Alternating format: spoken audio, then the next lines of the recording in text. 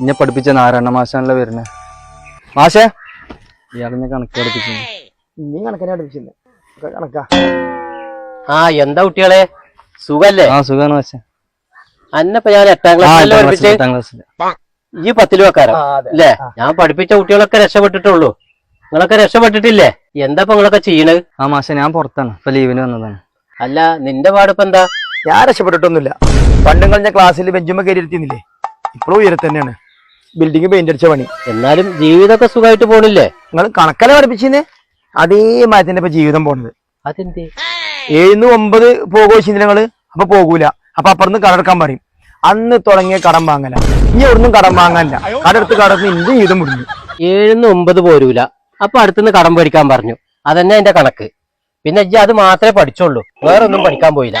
അതുകൊണ്ടാണ് രക്ഷപ്പെടാത്തേട്ടാ. അന്നെന്റെ കയ്യിലിരിപ്പോണ്ട് തന്നെ ഞാൻ ബെഞ്ചുമ്മ കയറ്റി നിർത്തി.